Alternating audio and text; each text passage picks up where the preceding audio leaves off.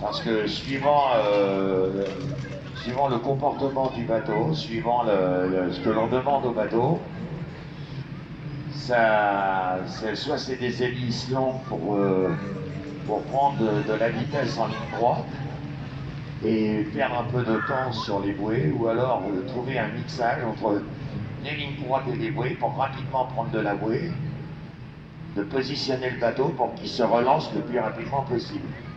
Donc ils ont des hélices, alors ils mettent du long, du court, du moyen, c'est suivant, et c'est le pilote qui demande à ses techniciens, donc à ses assistants, de changer. Donc c'est pour ça qu'on voit souvent des bateaux qui vont faire 2-3 tours, ils vont rentrer au ponton, on va les voir changer d'hélice et repartir aussitôt, parce que là ils ont qu'une demi-heure d'essai libre, parce qu'ensuite ça va être des essais chronométrés et ça va être le bateau le plus rapide qui prendra la pole position, comme en F1, comme en moto, et comme tout ce qui est compétition mécanique.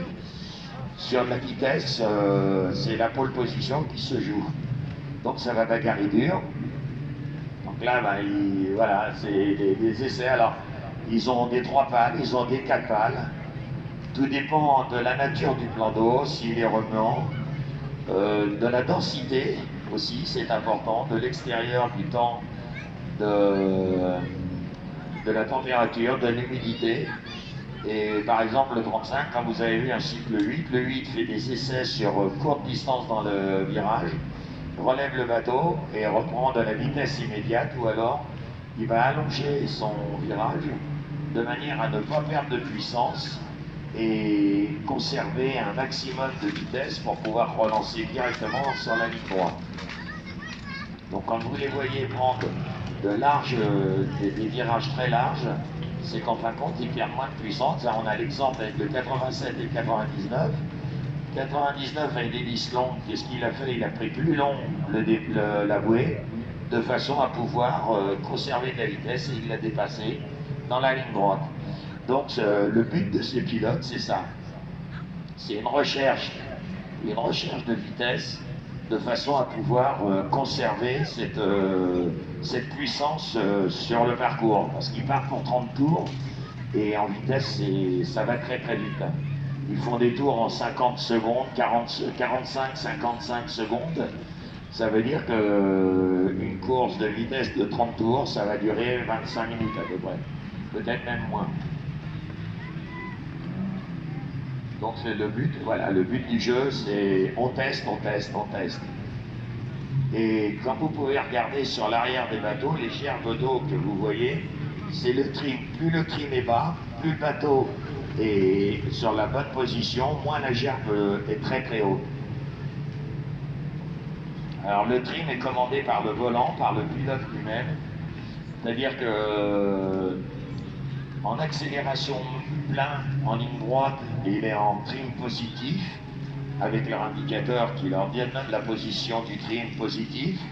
Par contre, en bouée, il baisse le trim, c'est-à-dire qu'il donne du négatif, de façon à poser le bateau le plus à plat, pour que le bateau croche bien dans la bouée. Et ensuite, voilà, le 35, par exemple, qui prend très large, pour justement conserver sa vitesse. Et dès que le bateau est repris en ligne droite, il remet du trim, donc il redonne du positif, de façon à lever le bateau, parce que l'important de ces petits bateaux, ces petites coques catamarans ultra légères, c'est d'avoir le minimum de portance sur l'eau et de frottement. Donc quand vous regardez bien, si vous regardez l'arrière des bateaux, c'est très très minime la portance de l'eau. Par contre, quand ils sont dans la bouée, ils sont pratiquement à plat. Donc tout le patin croche dans l'eau. Et dès qu'ils ressortent, ils sont déjà relevés. C'est ce qui fait le positif et le négatif de tri.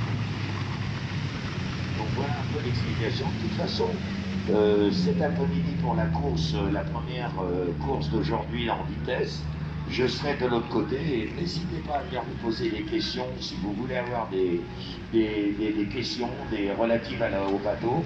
Je suis là pour vous répondre et vous aider et vous faire comprendre comment ça fonctionne.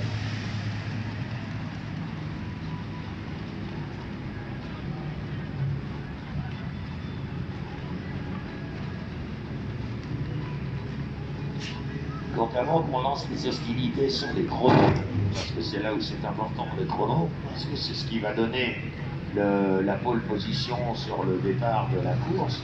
C'est très important en vitesse. Pole position, c'est pratiquement course gagnée sur certains. En attendant, si vous vous promenez sur les quais épinais, sachez qu'il y a plein d'animations qui sont faites pour vous, qui vous attendent. Alors il y a des animations pour enfants. Alors les animations pour enfants, c'est plein de belles choses. Il y a un beau mur d'escalade, il y a des baladeurs, il y a aussi un technique vélo, donc vous pouvez faire des... Il y a un atelier ferme pédagogique. Alors là c'est génial, ferme pédagogique.